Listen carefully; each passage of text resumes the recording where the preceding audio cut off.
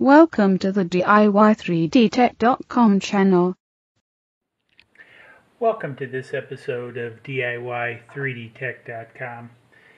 In this episode, we're going to continue our working with Maker Rails, and in this episode, we're going to talk about T-nuts blocks, and how to make two rails actually go together.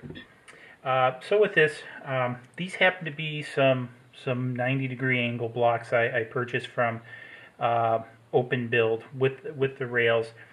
Now, I guess the basic idea is you can kind of see is they're going to go in between the. Make sure I get this in view of the camera. Basically, at a 90-degree, connecting these rods together using what are called T-nuts. If I can pick one up here, and basically, it's just a piece of stamped metal that's threaded. And one of the things that you'll notice is that there is a little bit of lip. You want to place this lip down, because what happens if you place this lip up, it tends to get stuck in the rail itself, because it can, depending upon how it's set, it can be a bit larger and get stuck. So you want it up so that this section is, so it's like this, into the rail. And then your screw will go from the top down. Now there are different depths of screws, because there's not a lot of play in the thickness of this whole piece, because the idea is it needs to draw this T-nut up, and the pressure of drawing the T-nut up is what holds everything solid, not the pressure of the bolt going down into the aluminum. So that's really key. Couple little notes about the the 90-degree blocks that I purchased from OpenBuild. You can see maybe a little bit here how it's got a little bit of a tab left. They all seem to have little tabs, so it can only go this way and basically this way, if you can kind of see this on the realm. So you couldn't go like this if you wanted, excuse me, because the blocks would hit against the rail. So I actually ground them off on a grinder, because I do intend to doing a mounting sort of like this scenario with them. So again, kind of know that's what you can do, but when they do come, it's basically groove to groove, if you will.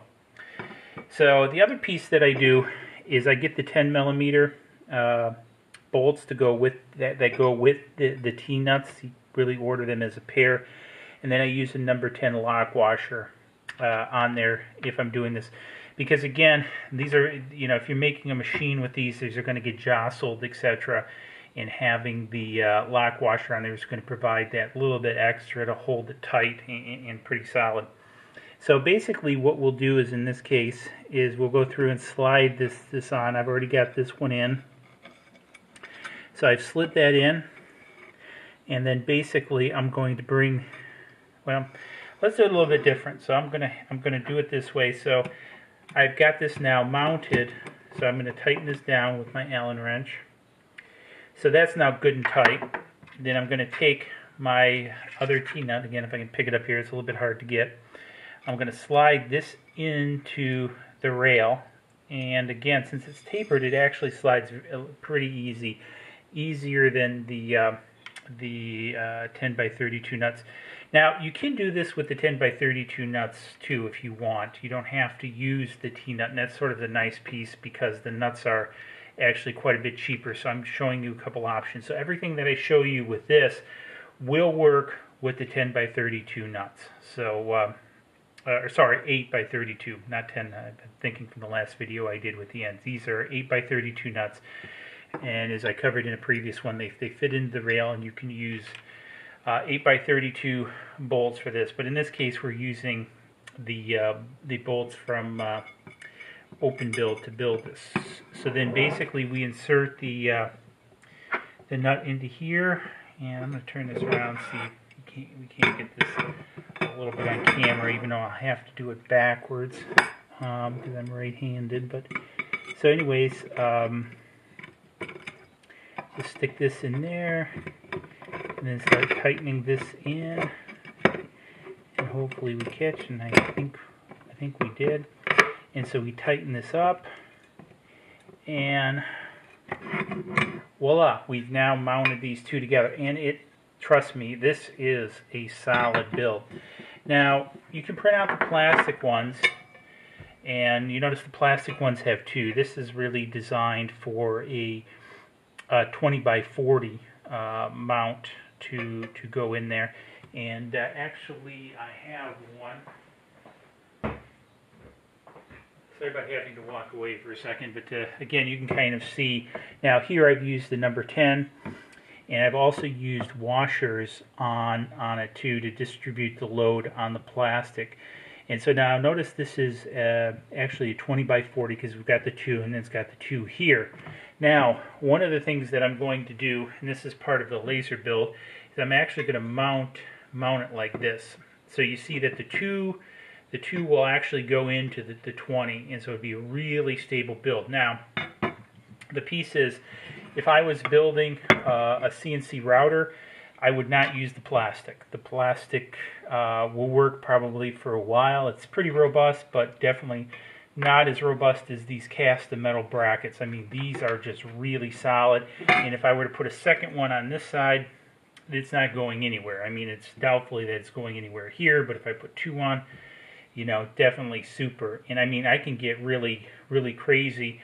I can go 2 up, I can go 2 below, so I could get 4 on this joint if I wanted to make it super, super, super strong if I wanted to. So again, this is how you join it together, and there are tons of these brackets that you can either print out or you can buy from Open Build that will join these together. So you can see how you can create you know, a linear motion machine pretty easy. And that's the great thing about this, really, is keep in mind is basically all these rails are considered linear motion rails. So we can put wheels, etc. in them and belts. And again, we'll cover this in a future build because I'm going to build a camera slider too in one of the builds. I've got the timing belt on order from China, so once it comes here I'll do that. And you'll see how that all comes together, and that's when I'll do the wheel episode too. But for this episode, just kind of wanted to bring it together to show how these clamps can bring various pieces together. And when we do the laser cutter build, you'll get to see a little bit more of how these pieces all interact with one another as far as building a complete carriage type assembly in that. But for right now, I just wanted to cover this out. If it helped you out, please hit like below. Helps me out by raising the hits on this, and rates it up by YouTube to help others. And if you like it, subscribe to the channel. Cheers. Talk to you later.